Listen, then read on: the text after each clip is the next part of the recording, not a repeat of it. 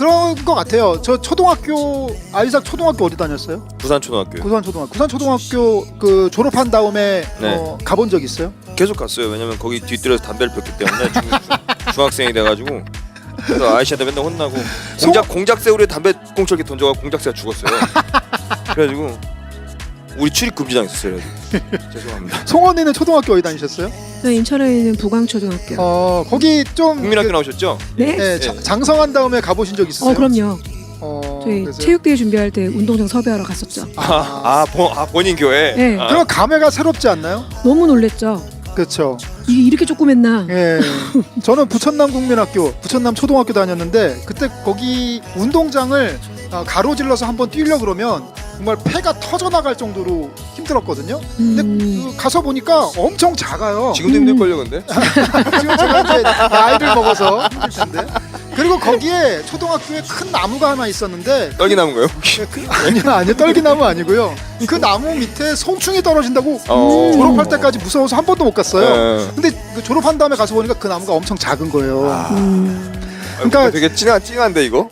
그래서 그 시간이 변하면 같은 장소에서도 다른 경험을 하게 되죠. 그쵸. 예. 오늘 말씀이 좀 그런 거랑 비슷했던 것 같아요. 같은 장소이지만 그 장소에서 어떤 추억이 있고 그리고 어떤 그때 받은 하나님의 은혜가 있는데 시간이 지나서 그 장소에 다시 방문했을 때 하나님께서 주시는 새로운 음성, 새로운 은혜가 있는 것 같아요. 예를 들어서 이제 뭐 인생을 생각해 보면은 호렙산이 학생에게 입학이라면 신에 사는 복학 뭐 이런 느낌이라 그럴까? 네? 그러니까 뭐 저도 대학교 입학했을 때 그 마음이 있고 군대 갔다가 복학했을 때는 또 다른 마음, 그렇죠. 또 다른 또 느낌이 또 있잖아요. 신입생들을 기대하며. 네, 그런 마음이 있어. 네. 있어요 복학생들한테는. 예. 군인에게 있어서 제대가 호렙산이라면 신에 사는 이제 새로운 이제 사회에서 새 출발을 하는 어떤 느낌이랄까? 뭐 그리고 호렙산이 직장에 딱 첫 출근을 하는 거라면 신에 사는 그 직장에서 좋은 직장 생활을 쭉 이어 나가는 거랄까? 예, 뭐 그렇게 좀 비유할 수 있을 것 같아요. 신앙도 그런 것 같아요.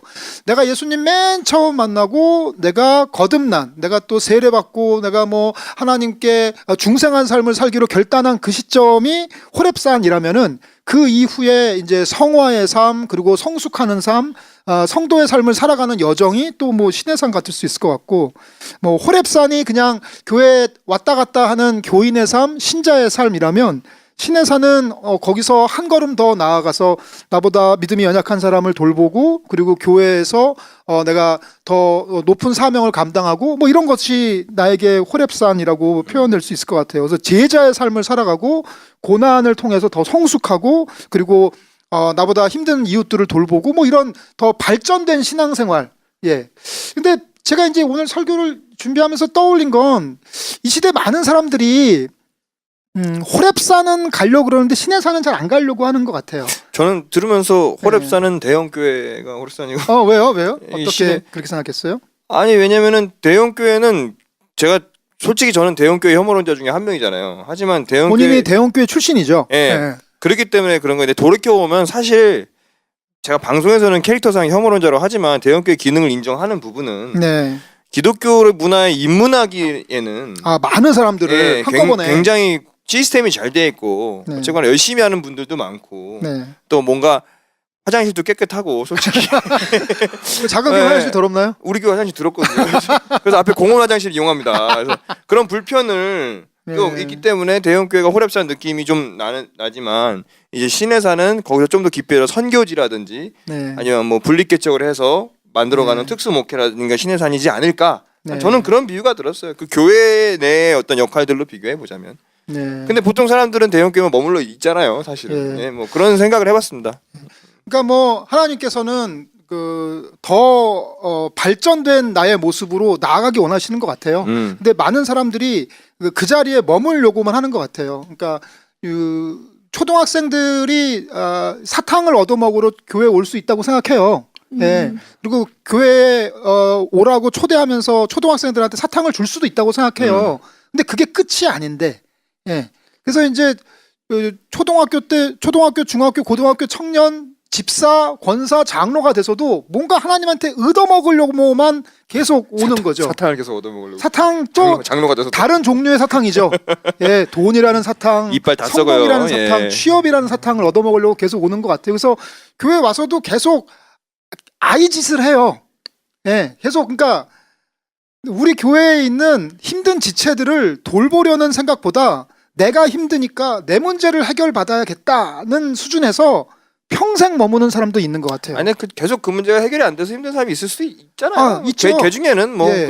우리가 왜냐면 그 상처의 깊이를 다 가늠할 수는 없으니까. 예, 근데 오늘 말씀하시는 건 조금 단계별 좀 나아가자는 거니까. 그렇죠. 사실은. 나아가자. 나아가자는 거니까. 그러니까 하나님의 언약, 신의 산에서 언약을 받은 삶이라는 것은 현재 안주하지 않고 하나님 나라의 백성으로 제사장의 삶으로 거룩한 백성의 삶으로 더 나아가는 삶이어야 한다. 근데 여기서 보면 호렙산과 시내산에서 호렙산에서 받은 언약이 있고 시내산에서 완성이 된 거지만 모세가 따로 노력한 건 없잖아요. 그냥 땡 나타나신 거 아닌가요? 순종했죠. 하나님의 음성에. 순종이요. 그래서 다시 광야에서 떠나서 애굽으로 가서 모세랑 담판을 했고. 왜 나라를 잃은 표정은 뭐야? 예. 아니 뭔가 아니 이건 진짜 갑자기 제가 앙탈 부리는 건데 목사님한테 이런 걸 보면은 적대 역사에 하나님께서 기가 막힌 타이밍에 잘 나타나 주셨단 말이죠. 그죠. 근데 우리네 인생을 살펴보면 이때쯤 오셔야 될 것 같은데 안 나타나서 혼자 그릇된 생각을 하고 절망하고 뒤로 호렙산보다 그 더 전으로 가는 경우들이 있거든요, 사실은. 그쵸. 하다 보니까 근데 뭐 과연 제가 그런 삶 가운데 하나님이 나타나셔서 저한테 강력하게 얘기해 주셨으면 제가 말을 들었을까? 저는 나타나시는 것도 가끔 무서워요. 네. 막 저한테 모세처럼 살으라고 하고 어. 사도 바울처럼 살으라고 하면 저한테 왜 이러세요? 저는 되게 조그만 사람 저를 과대평가하시면 저는 지금 하나님한테 저 너무 과대평가하고 계신다고. 근데 모세도 그랬어요. 저는 그렇게 얘기 다시 생각해 보시라고. 저는 말을 잘 못합니다.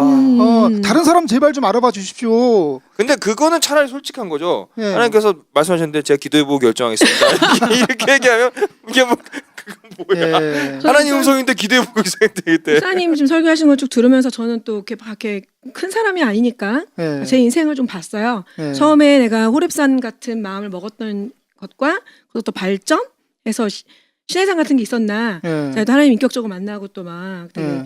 편하게 사는 20대를 지나고 하나님 앞에서 한번 엎어지고 예. 그러고 나서 저는 막 기도하면서 이제 배우자 그 전까지 이제 교회 다니는 남자를 만난 적도 없거든요. 사실 네. 막 남친구 다 막 저한테 막 옷에 담배빵 남겨놓고 막 가까이 있으니까 막 옷이 타들어가고 막 말을 안 들어서 담배 치신 거예요?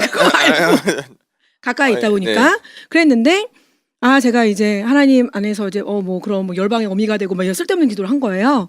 그래서 저는 그때 당시 하나님이 저한테 가정의 비전을 주신 줄 알았어요. 그래서 네. 어플을 깔으셨군요. 비슷해, 시기가 비슷해.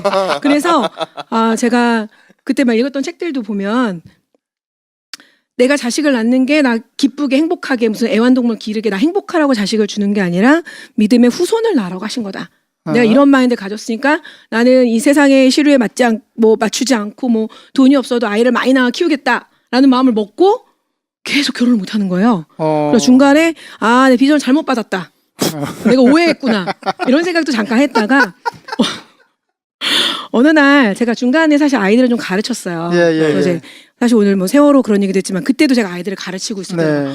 엉엉 울었거든요. 그때 제가 네. 가르치던 아이들 나이대가 맞았기 때문에 그랬는데 제 그 특별한 마음이 저한테 있더라고요. 마음이 난 내 자식도 아니고 근데 내가 왜 아이들에게 특별한 이런 마음이 늘 있을까? 내가 학교 선생님도 아니고 그랬는데 어느 날 그냥 불현듯 나의 유전자가 뭐 그렇게 대단하다고 굳이 내 새끼를 낳아야 되나 예. 그런 생각이 들었어요.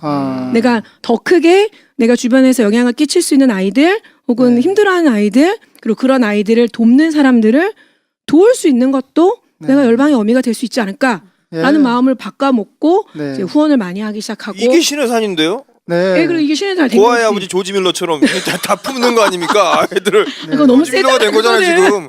앞으로 평생 그렇게 큰 꿈 궁사실 겁니다. 그래서 제 주변에 보면은 내 아이도 있지만 다른 아이들을 이렇게 데려다가 키우시는 분들도 있어요. 네, 근데 네. 그런 분들한테 더 뭐가 할 수 있는 게 별로 없으니까 네. 물질의 후원도 좀 하고 도울 수 있는 분들 막 연결해주고 이런 것들을 하는데 저는 또 그런 게 갑자기 생각났어요. 목사님 네. 말씀하실 때.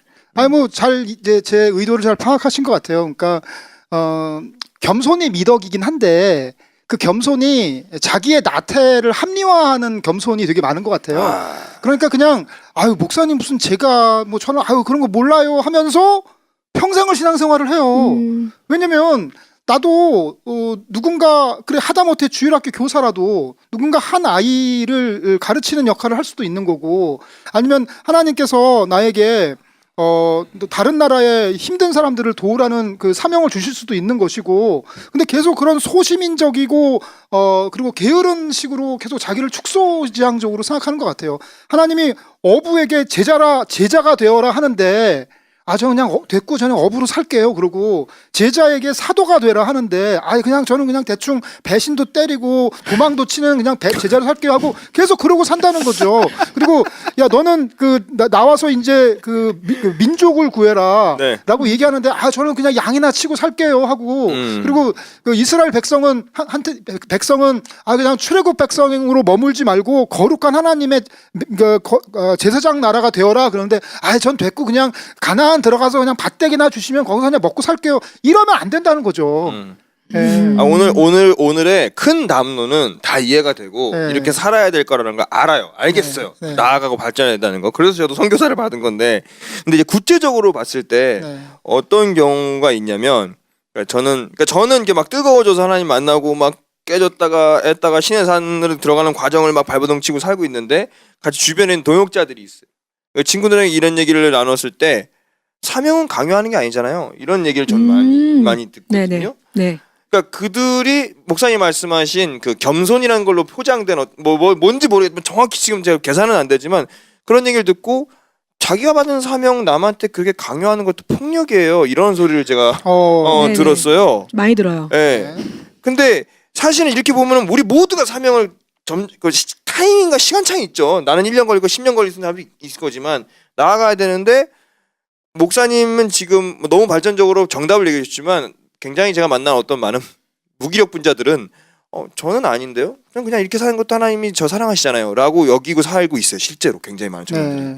그럼 그런 친구들한테 무슨 얘기를 해줘야 돼요? 그냥 자기 문제에만 매몰돼서 사는 대단히 그냥 이기적인 기독교인이죠. 그냥 됐고요. 그냥 저만 잘 살면 돼요. 저만 결혼하면 되고 제 남편만 구원받으면 되고 우리 애만 학교 잘 가면 되고 저는 그게 제 사명이라고 생각해요 하는데 그건 다 이기주의예요. 그런 사람들에게 꼭 그런 사람 아니지만 제가 제 사명을 얘기하면 아이고 성경사님도 하나님 깊게 만나셨구나. 오케이. 그리고 자기는 제대로 사는 거예요. 그러니까 너무 많다고. 근데 이게 성경책을 보면 그렇게 안 써 있는데. 그러니까 내가 이 세상에 존재하는 이유 그리고 내가 그리스도인으로 부름받은 이유를 생각을 해봤으면 좋겠어요. 하나님이 나를 왜 지으셨나? 하나님이 왜 나를 그리스도인으로 또 그 신자로 부르셨나 했을 때 의도가 있을 거 아니에요. 그냥 죽어서 천국 가라고? 이 세상을 잘 먹고 잘 살라고? 아니라고 하고요. 하나님께서 뭔가 맡기시려는 사명이 있으면 그 사명을 나의 은사를 통해서 나의 달란트를 통해서 이루시기 원하면 본인이 힘들고 어렵더라도 그 음성에 순종해야 된다고 생각해요. 이 시대에 많은 그냥 자기 욕망만 추구하려는 종교 소비자적인 신앙생활에 머물러 있는 많은 분들은 저는 조금 각성하셨으면 좋겠다는 그게 생각에. 자기 욕망이라는 것도 스스로 인지 못해요. 근데 저는 그냥 일개 성도의 입장으로 따지면 그러니까 일개 성도라는 말이 전 되게 마음에 안 들어요. 저는 제가 되게 그래도 대단한 건 아니니까 그냥 듣는 마음으로는요. 되게 싫어하시잖아요. 비전. 비전 저도 되게 자꾸 비전을 가지래. 그거 되게 힘들었어요. 사실은 비전이라는 단어를 교회 와서 처음 들었고, 그러니까 비전, 사명이란 거를 접하잖아요. 그냥 그러면 의사 해야 되고 간호사 해야 되고 선생님 해야 되고 선교사 해야 되고 목회자 해야 될 것 같아요. 그러니까 너무 국한되어 있는 거예요. 저희 교회만 해도 그래도 큰 교회니까 뭐 청소년 비전 스쿨 같은 것도 막 하고 그래요. 그래서 교회를 안 다니는 주변에 있는 청소년들을 보내는 학부모님들도 계시고 피드백이 좋으니까 그러면 애들한테 뭐 비전 선언문 같은 걸 쓰게 해요. 아우 제일 싫어. 왜? 그래서 걔네는 다 그렇게 열심히 살아요. 근데 제가 그때 학생을 가르쳤다고 했잖아요. 제가 수학 선생이었거든요. 가면은 비슷해요. 비전 선언문이. 저는 몇 년도에 어느 대학 수학교육을 가서 어때쯤 졸업을 해서 선생님이 되어 돈이 없이 가난한 아이들을 무료로 가르치겠습니다. 다른 애. 저는 어느 대학 간호학과를 가서 어디에 대학은 꼭 가야 되는군요. 그렇죠. 왜냐면 부모님들이 그러려고 거기 보낸 거거든. 대학을 가는 게 비전이에요. 근데 문제는 노 대학 노 비전 이렇게 되는 거죠. 그럼 저같이 그냥 그래요. 제가 만약에 제가 무역회사 다녔거든요. 처음에. 저는 공대 나왔는데 그거 왜 가는지 모르겠어요. 무역회사 갔을 때 그럼 내가 이 무역회사 사장도 아니고 네. 옷을 만드는 회사였는데 내가 여기서 그러면 나는 무슨 비전을 선포해야 되는지 네. 그런 고민들을 하는 거서 저희 청년들도 만나서 보면은 자기는 직장에 비전이 없다.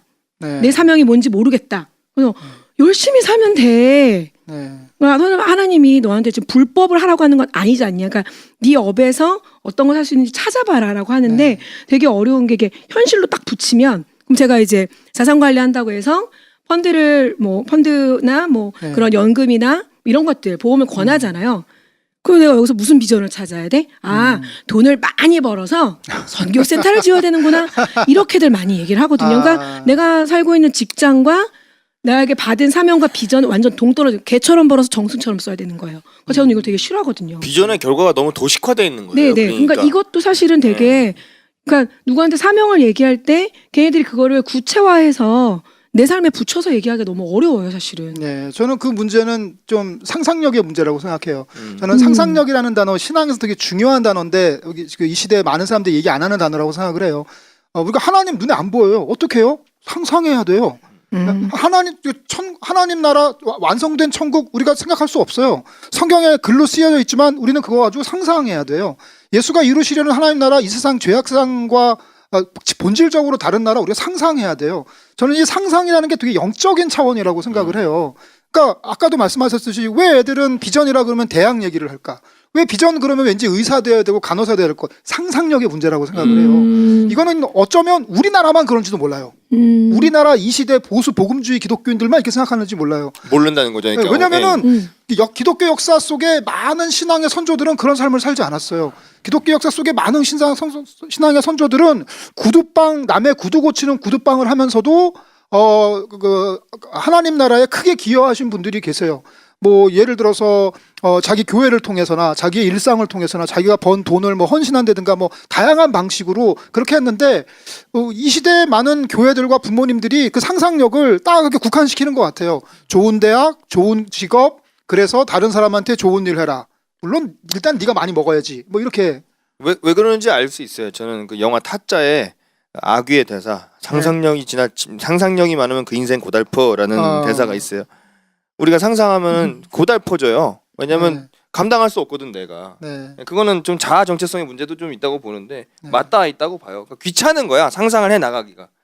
그렇잖아요. 네. 그러니까 맛집을 찾는 것보다 소개해준 맛집 가는 게 쉽잖아. 네. 그거거든요. 왜냐면 내가 그렇게 좀 정해진 틀을 넘다 보면 실패할 것 같고 실패하는 그러니까 회복 탄력성이 부족하달까? 우리나라 사람들이 특히나 기독교인들이. 근데 사실 성경이 가리키고 있는 거는 얼마든지 넘어져도 얼마든지 나와 함께 같이 일어날 것이다라는 회복 탄력성의 극강을 가르쳐주고 있는데 그 말씀을 싹 다 빼버리고 하나님 우리 맨날 사연 오잖아요. 치시는 하나님.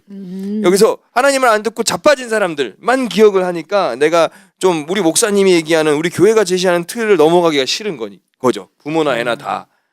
그것이 결국 상상력을 줄이게 되고 남의 살던 인생을 그대로 살게 만들고 남의 신앙 그대로 가니까 자기 하나님이 아닌 그냥 누가 만들어 놓은 하나님 그대로 하나님 본연의 모습이 아닌 누가 만들어 놓은 하나님으로 그냥 믿어버리는 결과가 되지 않았을까라는 상상을 해봅니다. 제가 저도. 그런 걸 좀 이렇게 자극할 때 그런 얘기를 해요. 그러니까 그런 너는 꿈이 뭐니? 넌 뭐 하고 살고 싶니? 그러면 대부분의 청년들이나 청소년들은 잘 모르겠는데요라고 얘기하든가 아니면은 그냥 세속의 사람들과 전혀 다를 바 없는 이야기를 하거든요. 돈 많이 벌고 뭐 멋진 집에서 이렇게 얘기하거든요. 그때 제가 얘기하는 건 부러운 인생이 뭐니? 넌 누구의 삶이 부럽니? 라고 물어봐요. 그러면은 사실 자기 욕망 다 드러나요. 어떤 삶이 살고 싶니? 어떤 사람처럼 살고 싶니? 라고 질문을 하거든요. 그러면 그 대답을 하려면 많은 사람의 인생을 경험해 봐야 돼요. 저는 어렸을 때 위인전을 엄청 읽었는데 그리고 지금 또 여전히 다른 사람의 인생에 관심이 많아요. 저 사람은 어떻게 살까? 유명한 사람들도 유명하지 않은 사람들의 삶의 궤적들을 많이 살피면서 제가 그게 관심이 있어서 약간 오지라퍼. 네, 교회사도 공부하고 역사도 공부하고 했지만 내가 그동안에는 돈 많은 사람만 부러워하고 살았는데 야, 저 사람처럼 사는 게 진짜 폼나는 거구나. 이게 진짜 간지나는 인생이구나. 라는 것들을 다각적으로 경험해 봤으면 좋겠어요. 물론 지난 주일날 어저께네요. 우리 교회에 백인인데 한국에서 자라신 분이 오셔서 설교하셨어요. 유진벨 재단 인세반 회장님이 오셔서 설교를 하셨어요. 그분은 전북 순천이 전북이에요? 순천 초등학교 출신이세요? 전남이죠. 전남 순천 네. 순천 남초등학교인가? 네. 출신이세요. 그러니까 어린 시절부터 쭉 우리나라에서 사셨어요. 백인인데. 네, 한국 사람 그러니까 그 조상 대대로 우리나라 선교사죠. 네. 예. 근데 그분이 그런 얘기를 하시더라고요. 누군가가 돈이나 몸을 희생해서 다른 사람을 도우면 그때 감동이라는 게 생긴대요. 네. 누구나 모든 인간이 느끼는 네. 누구나 자기 몸을 불사르거나 자기 돈을 크게 희생해서 다른 사람을 돕는 희생적인 행동을 하면 인간이라면 누구나 거기서 감동이라는 걸 느낀대요. 예. 그러면 그 감동을 느낄 때 그 사람의 그 희생적인 행동의 원동력에 누구나 관심을 갖는데요. 야, 저 사람은 어쩌길래 저 큰 돈을 포기했을까? 어쩌길래 자기 삶을 포기했을까? 그러면 그 원동력에 관심이 있을 때 그 원동력이 하나님일 때, 신앙일 때 그 감동의 폭발력이 커지고 그것이 사람들을 변화시킨다고 그러는 거예요. 근데 제가 진짜 그렇게 믿었거든요. 예. 그래서 저는 어떻게 하면 내가 나의 시간과 나의 몸과 나의 가족과 나의 돈을 희생해서 그러니까 세상을 감동시키는 사람이 될까? 이게 저는 성경이 이야기하고 있는 삶의 모습이라고 생각해요. 오늘 신해산으로 들어가는 그 사도의 삶이라든가. 그러니까 다른 사람을 감동시키는 네. 삶을 사는 게 인생의 목적이었으면 좋겠어요. 예. 그 오늘도 다 이렇게 먹힌다는 얘기잖아요. 예. 그래서 조금 더 지금보다 더 하나님께서 기대하시는 더 큰 하나님의 눈으로 역사를 크게 보고 세상을 넓게 보고 자기 인생도 넓게 보고 지금 내가 경험하는 어떤 지금은 내가 크게 느끼겠지만 그 어려움과 고통의 문제에 너무 천착하지 말고 예, 다른 사람의 고통, 이 시대의 고통, 역사의 고통까지 크게 보면서 살아가는 게 이 어부에서 제자로 제자에서 사도의 삶이고 노예에서 난민으로 난민에서 거룩한 백성의 삶으로 진전하는 삶이 아닌가 그런 생각을 합니다. 네. 그렇습니다. 이제 일단 여기까지 해서 우선 구석경 네. 끝내고 계속해서 이야기 나눌게요.